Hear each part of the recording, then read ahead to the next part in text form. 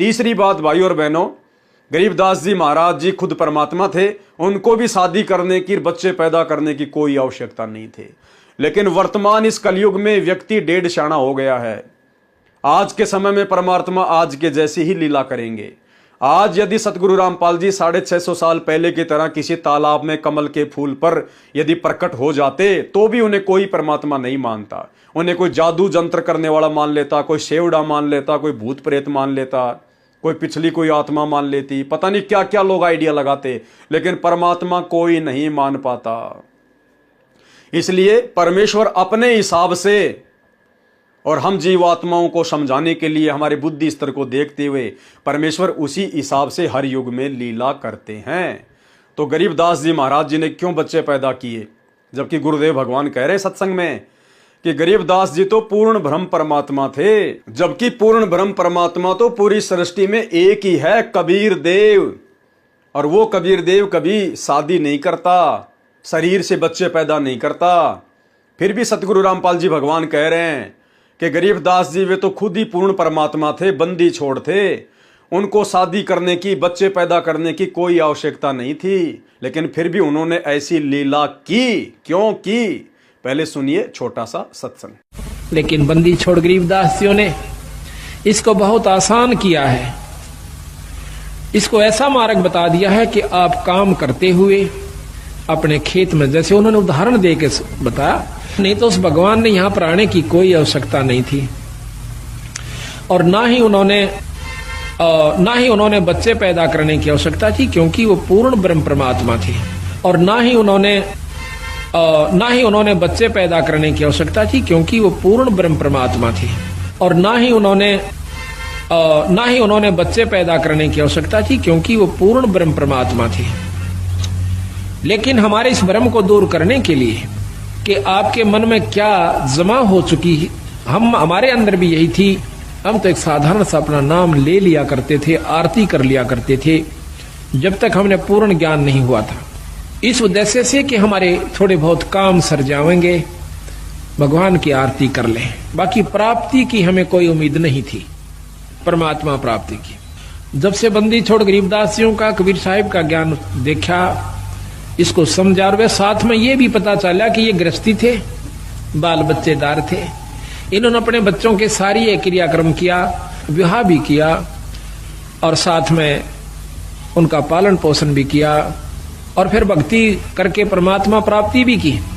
तो जब हमारे मन में यह कुछ उत्सुकता पैदा हुई कि जब बंदी छोड़ गरीबदास जी सारे काम को करते हुए पार हुए, तो हम भी हो सकते हैं। तो भाई और बहनों, क्लियर हो गया। गरीबदास जी ना तो किसी मां के गर्भ से जन्म लेकर आए थे, गुरुदेव भगवान ने खुद बता दिया। अब गर्भ से जन्म लेकर नहीं आए तो कौन हुए, परमात्मा हुए, क्योंकि उन्होंने आगे चल के परमात्मा वाले काम किए हैं। उसके बाद भी उन्होंने शादी की, बच्चे पैदा किए अपनी वचन शक्ति से, शब्द शक्ति से, और सारे सांसारिक काम किए, और सारे सांसारिक काम करते करते वो पार हुए। लोगों को एक संदेशा देकर चले गए कि ये आपके जितने भी बड़े बड़े विद्वान समझे जाने वाले ज्ञानी महात्मा मंडलेश्वर शंकराचार्य, जिन्होंने समाज में यह गलत पाखंडवाद वाली धारणा फैला रखी है कि परमात्मा तो भाई ब्रह्मचारी व्यक्ति ही प्राप्त कर सकता है, जो गृहस्थी व्यक्ति है वो भक्ति नहीं कर सकता, भगवान प्राप्त नहीं कर सकता। तो गरीबदास जी ने समाज की इस धारणा को तोड़ने के लिए ये लीला की, एक शादी करने की लीला की, वचन से बच्चे पैदा किए, और लोगों को एक संदेशा दे दिया कि भाई देखो मैंने शादी भी की, मैंने बच्चे भी पैदा किए, मैंने उनका शादी विवाह भी किया, और देखो अब मैं भक्ति करके अपने सतलोक भी जा रहा हूं, मैंने मोक्ष भी प्राप्त किया। तो ठीक इसी धारणा को तोड़ने के लिए वर्तमान में सतगुरु रामपाल जी भगवान ने वैसी ही लीला की है, क्योंकि गरीबदास जी, सतगुरु रामपाल जी और कबीर जी, इन तीनों में कोई अंतर नहीं है, तीनों एक ही शक्ति है। तो उम्मीद करूंगा आप भाई बहनों को समझ में आ गया होगा। आज के बाद यदि आपसे कोई इस प्रकार के सवाल करेगा तो भले आप उनके जवाब ना दे पाओ, लेकिन आपके मन में किसी भी प्रकार की कोई शंका काल पैदा नहीं कर पाएगा कि संत रामपाल जी स्वयंभू परमात्मा है या नहीं है। स्वयंभू हैं तो उन्होंने शादी क्यों की, शादी करके स्त्री भोग क्यों किया, स्त्री भोग करके बच्चे पैदा क्यों किए। तो अब आसानी से आप जी उनकी शंकाओं का समाधान भी करोगे और आपके मन में काल किसी प्रकार का कोई भी विक्षेप पैदा नहीं कर पाएगा। सर्व गोपियों ने विचार किया कि श्री कृष्ण जी ने हमारे साथ अनेकों बार विलास किया है, यानी भोग विलास किया है, ये कैसा अचरज है। सब गोपियां ये विचार करती हुई दुर्वासा ऋषि के आश्रम में पहुंची। ऋषि दुर्वासा के सामने भोजन का थाल रखकर भोजन खाने की प्रार्थना की। अब सारी गोपियां दुर्वासा ऋषि के आश्रम में चली गई, भोजन के थाल वगैरह लेके गई थी वहां के सभी भक्तों के लिए, दुर्वासा ऋषि के लिए। जबकि दुर्वासा ऋषि तो पवन आहारी थे, वो तो भोजन करते ही नहीं थे, लेकिन सारी गोपियां भोजन करवाने के लिए थाल लेकर गई और भोजन खाने की प्रार्थना की। ऋषि ने कहा, देवियों मैं आहार नहीं करता, केवल वायु पर या एक तिनका दूब यानी घास का खा लेता हूं। उपस्थित सर्व अनुयायियों ने यही बताया, यानी बाकी जो भगत थे आश्रम में उन सब ने भी यही बताया कि महाराज जी भोजन नहीं करते हैं, ये तो पवन आहारी है, ये तो वायु के ऊपर इनका शरीर चल रहा है, या फिर एक तिनका घास का मुंह में रख लेते हैं, बस उसी से इनकी तृप्ति हो जाती है। ये सवाल कौन सा कंसेप्ट क्लियर करेगा? सतगुरु रामपाल जी परमेश्वर जी के संबंध में, क्योंकि सतगुरु रामपाल जी परमेश्वर स्वयंभू हैं, उनका शरीर आप और हमारी तरह भोजन पर आधारित नहीं है।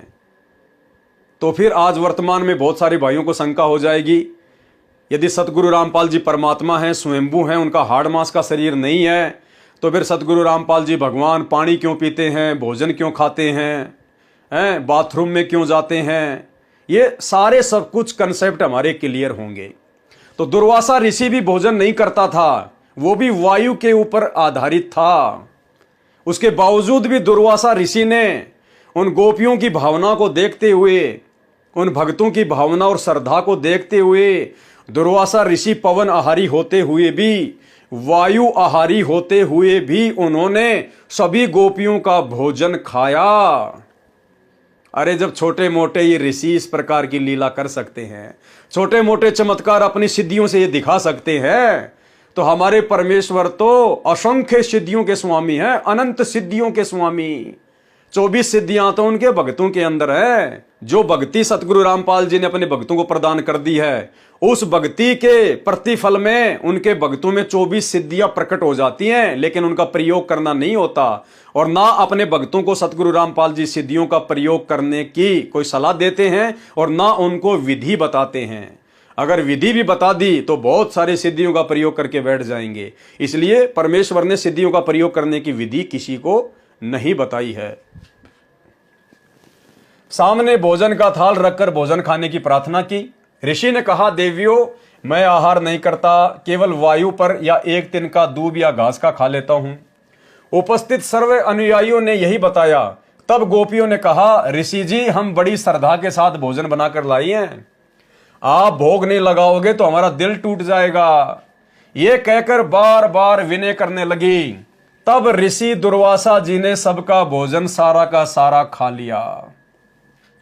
गोपियों को आश्चर्य भी हुआ और अपने भोजन को खाने से मिलने वाले पुण्य से खुशी भी हुई और अपने गांव को चल पड़ी। अब भाइयों और बहनों, यदि हम जरा सा ज्ञान आधार को अपनाएंगे, जरा सा ज्ञान आधार को यदि हम अपनाएंगे, तो देखो भक्तों की जहां पर बात आती है ना, जहां पर भक्तों की श्रद्धा की बात आती है, भक्तों की भावनाओं की बात आती है, वहां पर ये सारे ऋषि महात्मा पैगंबर अवतार सब फैल हो जाते हैं। वहां पर ये स्वयं कबीर परमात्मा प्रकट हो जाता है, उसी ऋषि का रूप बना के, उसी संत महात्मा का रूप बनाकर स्वयं कबीर परमात्मा सतगुरु रामपाल जी प्रकट हो जाते हैं। ना उस ऋषि को पता चलता, ना सामने भक्तों को पता चलता। जैसे त्रेता युग में भिलनी के जूठे बेर दशरथ पुत्र श्री रामचंद्र जी ने नहीं खाए थे। वो तो राजा का बेटा था, बड़ा अहंकार होता है। जब उसका खुद का भाई लक्ष्मण भिलनी के जूठे बेर पीछे फेंक रहा था, खा नहीं रहा था, तो रामचंद्र जी कहां से खा लेते? तो उस समय श्री रामचंद्र जी का रूप स्वयं कबीर परमात्मा सतगुरु रामपाल जी ने बनाया, क्योंकि भक्तों की भावना, भक्तों की श्रद्धा केवल भगवान ही समझ सकता है। ये पीर पैगंबर कुतुब औलिया सुर नर मुनि जन ज्ञानी 33 करोड़ देवी देवता ब्रह्मा विष्णु महेश, इनके बस की बात नहीं है। भक्तों की श्रद्धा की इज्जत करना, कदर करना, ये तो परमेश्वर करता है। तो बिलनी के जूठे बेर जिस प्रकार रामचंद्र रूप में कबीर परमेश्वर सतगुरु रामपाल जी ने खाए थे, ठीक इसी प्रकार भाई और बहनों, ज्ञान आधार से यहां पर दुर्वासा ऋषि तो पवन आहारी था, और उसके साथ यदि कोई जबरदस्ती करता था तो वो तो श्राप दे दिया करता था। दुर्वासा ने एक बार यदि कोई बात बोल दी तो दोबारा फिर वापस नहीं लेता था वो, चाहे गोपियां हो चाहे गोपियों के बाप हो। और यहां पर गोपियां बार बार भोजन खाने की विनय कर रही है, उसके मना करने के बाद भी प्रार्थना कर रही हैं। अगर दुर्वासा ऋषि होता तो कब का आंखें लाल करके उनको श्राप दे दिया होता कि गधी बनोगी, जैसे 56 करोड़ यादवों को श्राप दे दिया और सारे जो है कट कट के मर गए। तो दुर्वासा ऋषि के रूप में यहां पर कबीर भगवान सतगुरु रामपाल जी परमात्मा पहले आके प्रकट हो गए, और परमेश्वर ने वो गोपियां जिस भाव और श्रद्धा के साथ में भोजन बनाकर लाई थी, परमेश्वर ने भोग लगाया सतगुरु रामपाल जी ने, क्योंकि ये परमात्मा अनंत कोटि कलाओं का स्वामी है। इनका शरीर यहां का भोजन खाने वाला नहीं है, लेकिन समर्थ उसी को कहते हैं जो कुछ भी कर सकता है, कुछ भी उसी को कहते हैं समर्थ। ये कहकर बार बार विनय करने लगी। तब श्री दुर्वासा जी ने सबका भोजन सारा का सारा खा लिया। गोपियों को आश्चर्य भी हुआ और अपने भोजन को खाने से मिलने वाले पुण्य से खुशी भी हुई और अपने गांव को चल पड़ी।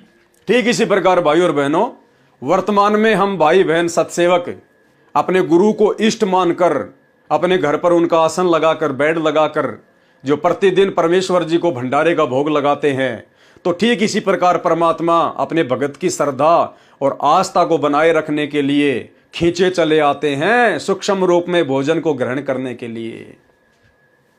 यमुना दरिया पर आकर उनको याद आया कि क्या शब्द कहना है। उन्होंने कहा कि हे यमुना दरिया, यदि दुर्वासा जी पवन आहारी हैं, यदि दुर्वासा जी भोजन नहीं खाते हैं, केवल वायु पर जीवित हैं, तो हमें रास्ता दे दो, जबकि वो तो भोजन खिला के आई थी। उसी समय जमुना दरिया का पानी घुटनों तक रह गया। सर्व गोपियां दरिया पार कर गई। फिर से जमुना दरिया उसी तरह भरकर वेग से बहने लगी। श्री कृष्ण जी ने गोपियों से पूछा, कहो कैसा रहा सफर। सब गोपियां मुस्कुराकर अपने अपने घर चली गई और बोली, आपको सब पता है। इस कथा का क्या सारांश है? अब देखो भाई और बहनों, इस कथा का क्या सारांश है। यानी परमेश्वर जी ने इस कथा के माध्यम से अपने विषय में ये कंसेप्ट क्लियर करवाने ही करवाने थे, और ये बहुत बड़ी रजा परमेश्वर ने बख्शी है साथ संगति से जुड़े हुए भाई बहनों के ऊपर। हल्की सी परमेश्वर ने बुद्धि खोली है, जो हम इस प्रकार से गुरुदेव के कर कमल से लिखी गई पुस्तकों पर निष्कर्ष निकाल पा रहे हैं। अन्यथा भाई और बहनों, ब्रह्मा विष्णु महेश भी सतगुरु रामपाल जी परमेश्वर जी के कर कमल से लिखित पुस्तकों का निष्कर्ष नहीं निकाल सकते। अरे ये वेद इस काल को किसने दिए थे? इसी कबीर परमात्मा सतगुरु रामपाल जी ने दिए थे। क्या ये ऋषि महात्मा, ये ब्रह्मा विष्णु महेश, ये आज तक इन वेदों का सारांश निकाल पाए? नहीं निकाल पाए। वो सारांश भी खुद आज परमात्मा ही आके बता रहे हैं स्वयं। तो बताओ, जब वर्तमान में परमेश्वर आके अपने कर कमल से तत्वदर्शी संत की भूमिका में अपने तत्व ज्ञान को इन पुस्तकों में लिखेंगे, तो भला आम प्राणी कैसे जान सकता है? आम भगत कैसे जान सकता है? गुरुदेव भगवान कहते हैं, सब सुमरे अपने अनुमाना तो गति लखी न जाए, कहे कबीर कृपया कर जन पर ज्यों की त्यों समझाए। जिस आत्मा पर सतगुरु रामपाल जी भगवान अपनी रजा बख्शेंगे, वही भगत आत्मा उनके कर कमल से लिखित पुस्तकों का सार खुद भी समझ सकती है और अपने अन्य भगत भाई बहनों को भी गुरु आशीर्वाद से समझा सकती है। उन्होंने कहा कि हे जमुना दरिया, यदि दुर्वासा ऋषि पवन आहारी हैं तो हमें रास्ता दे दो। उसी समय जमुना दरिया का पानी घुटनों तक रह गया। सर्व गोपियां दरिया पार कर गई। फिर से जमुना दरिया उसी तरह भरकर वेग से बहने लगी। श्री कृष्ण जी ने गोपियों से पूछा, कहो कैसा रहा सफर। सब गोपियां मुस्कुराकर अपने अपने घर चली गई और बोली, आपको सब पता है।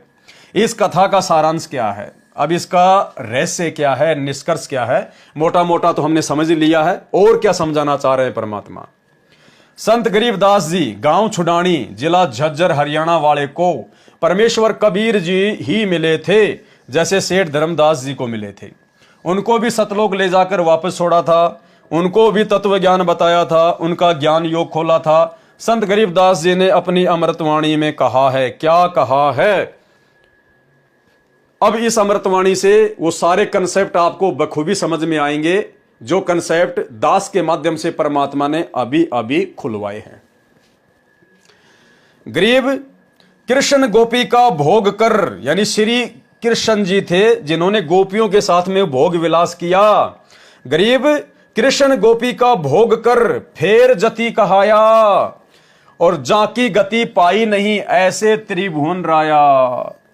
यानी श्री कृष्ण जी तीन लोक का छोटा सा स्वामी, वो भी गोपियों के साथ में भोग विलास करके जति कहला सकता है, तो हमारे गुरुदेव भगवान तो असंख्य ब्रह्मांडों के स्वामी है, असंख्य लोकों के स्वामी है। ये क्या कुछ लीला नहीं कर सकते, ये क्या कुछ नहीं कर सकते। असंख्य सिद्धियां इनके चरणों में दिन रात इनकी चंपी करती है। गरीब सब पदवी के मूल हैं, सकल सिद्धि हैं तीर, दास गरीब सतपुरुष भजो अविगत कला कबीर। भावार्थ क्या बताया गुरुदेव ने? श्री कृष्ण जी की रुचि स्त्री भोग करने की नहीं थी, यह कोई पूर्व का संस्कार था, कोई पिछले जन्म का उनका गोपियों के साथ में संस्कार था, उसका निर्वाह किया था। कृष्ण जी विद्वान थे, जानबूझकर विलास करना उनका उद्देश्य नहीं था। ऋषि दुर्वासा तप करे, दुर्वा करे आहार। फिर ऋषि दुर्वासा के बारे में परमात्मा समझा रहे हैं कि ऋषि दुर्वासा तपस्या करे और दुर्वा करे आहार। दुर्वा यानी घास के तिनके का वो आहार करता था। और प्रेम भोजन गोपियन का खाया, तनिक न लाई वार। वो प्रेम भोजन दुर्वासा ऋषि के रूप में सतगुरु रामपाल जी भगवान ने खाया था, बिल्कुल भी देरी नहीं की। दुर्वासा पवन आहारी थे, सब भोजन खाया, श्रद्धालु की श्रद्धा पूर्ण की ताते भोग लगाया। भावार्थ, ऋषि दुर्वासा जी ने गोपियों की श्रद्धावश भोजन किया, उनकी रुचि भोजन खाने की नहीं थी, ऐसा करने से व्रत भंग नहीं हुआ। अब भाई और बहनों, ये जो छोटी सी लाइन है ना, ये जो पीला पीला जो मार्का लगा रखा है, ये देखो हमारे और भी बहुत सारे कंसेप्ट क्लियर करेगी। इसीलिए परमात्मा साथ संगतियां रखवाते हैं कि ना जाने कौन सी बात का समाधान हमें कहां मिल जाए। दुर्वासा ऋषि के बारे में क्या कह रहे हैं परमात्मा? ऋषि दुर्वासा जी ने गोपियों की श्रद्धावश भोजन किया था, उनकी रुचि भोजन खाने की नहीं थी, ऐसा करने से व्रत भंग नहीं होता। वर्तमान में आप सबको पता है और साथ संगति से जुड़कर तो बहुत अच्छी तरीके से पता हो गया होगा कि जब तक हम स्त्री भोग से दूर नहीं हटेंगे, यानी सेक्स भोग विलास से दूरी नहीं बनाएंगे, तब तक भाई और बहनों हमारी भक्ति आगे बढ़ ही नहीं सकती। ये सबसे बड़ा विकार है इस भक्ति मार्ग में। गुरुदेव भगवान कहते हैं, भग भोग्या भग उपजय, भग से बचा न कोई, जो कोई भग से बचे भगत कहावै सोई। फिर गुरुदेव भगवान कहते हैं कि आग पराई आपनी, हाथ दिए जल जाए। स्त्री पराई हो या आपनी, उसको भोगे सब कुछ जाए, सब कुछ नष्ट हो जाता है। तो भाई और बहनों, इस स्त्री भोग से दूर हुए बिना आप और हमारी भक्ति आगे बढ़ ही नहीं सकती। मालिक ने तो अपनी वाणी में यहां तक कह दिया कि जब तक आप इस भोग क्रिया से दूर नहीं हटोगे, आप तो भगत भी नहीं कहलाओगे। भगत भी, चाहे आपको कोई भी नाम क्यों ना मिल गया हो। तो भाई और बहनों, सात संगतियों में गुरुदेव भगवान की विशेष रजा हो रही है। हजारों की संख्या में भाई बहन अपने आत्म कल्याणार्थ हेतु स्त्री भोग से दूरी बना चुके हैं और निष्कलंक होकर, हर प्रकार के गुणों से दूर होकर, भोग विलास की इस गंदी क्रिया से दूर होकर अपने भगवान को अपने हृदय में विराजमान करके भक्ति करने में लगे हुए हैं। अब भाई और बहनों, हमारी बहुत सारी माता बहनें ऐसी हैं जो परिवार में अकेली उपदेशी हैं, परंतु उनके जो पति हैं वो अभी भोग विलास से दूर नहीं हैं और उनको अच्छा भी नहीं लगता, और हर प्रकार से वो उन माता बहनों को दुखी करते हैं, लड़ाई झगड़ा करते हैं यदि माता बहनें संघर्ष करती हैं तो भाई और बहनों, परमेश्वर ने इस शंका का समाधान भी यहां किया हुआ है। वैसे तो दास आप भाई बहनों को पहले ही बताता आ रहा है कि ऐसी विशेष परिस्थितियों में हम क्या कर सकते हैं, लेकिन परमेश्वर ने हमें यहां पर एक समाधान दे दिया है कि ऋषि दुर्वासा ने गोपियों की श्रद्धावश भोजन किया, उनकी रुचि खाने की नहीं थी, लेकिन फिर भी खाया, ऐसा करने से व्रत भंग नहीं होता। तो माता बहनों की साथ संगति से जुड़ने के बाद में भोग विलास करने की रुचि नहीं रहती है, इच्छा नहीं होती है, क्योंकि उनको पता चल गया है कि जब तक ये गंदा कर्म करते रहेंगे परमात्मा कभी भी हमारे निकट नहीं आएंगे, हमारी भक्ति सफल नहीं हो पाएगी। तो वो दूर होने का प्रयास करती है, लेकिन अपने पति के दबाव में कि भाई घर में झगड़ा ना हो, कोई किसी प्रकार का जो है कोई वो कलेश ना हो, शांति से भक्ति हो जाए। तो भाई और बहनों, यहां पर परमात्मा ने उन माता बहनों को हल्की सी छूट दी है। कि यदि आपकी रुचि भोग विलास करने की नहीं है और यदि आप अपने पति के दबाव में भोग विलास करती हैं, आपको करना पड़ता है, तो ऐसे में आपका संकल्प खंड नहीं होता है, आपकी भक्ति खंड नहीं होती है। क्यों? क्योंकि आपकी अंदर से रुचि नहीं है। ध्यान से समझिए लाइन को।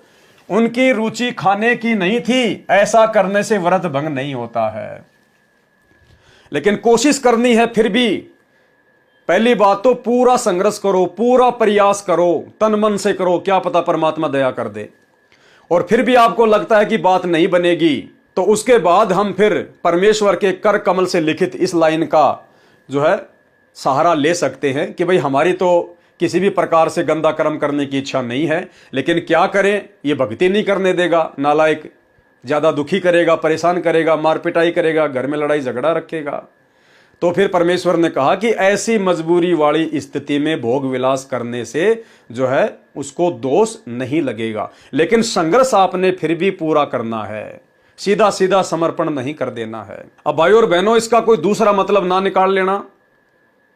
जिनके घरों में मांस पकाया जाता है, जिसका पति मांस खाता है, शराब पीता है, हुक्का बीड़ी पीता है, गुटखा खाता है, वो माता बहनें भी कहीं ये सोच लें कि भाई मेरी तो अंदर से खाने की इच्छा नहीं है, लेकिन क्या करूं, ये मेरा पति है, दुखी करता है, जबरदस्ती मुझे मांस खाने के लिए बोलता है, गुटखा बीड़ी के लिए बोलता है, तो लो मेरी तो इच्छा नहीं है, लो मैं भी थोड़ा सा खा लेती हूं, या मैं इसको शराब की बोतल पकड़ा देती हूं, या मैं तो मांस नहीं खाऊंगी लेकिन इसको मांस बना के दे दूं, क्योंकि मेरी तो इच्छा है ही नहीं। और गुरुजी ने कबीर सागर में लिखा ही हुआ है कि ऐसा करने से आपका व्रत खंड नहीं होगा।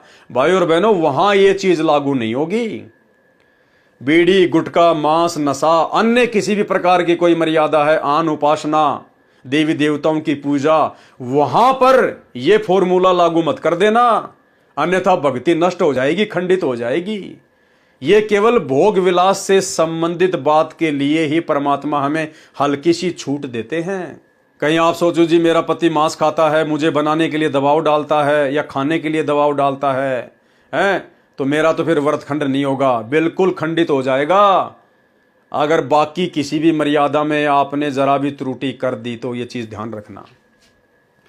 भावार्थ, ऋषि दुर्वासा जी ने गोपियों की श्रद्धावश भोजन किया, उनकी रुचि खाने की नहीं थी, ऐसा करने से व्रत भंग नहीं हुआ।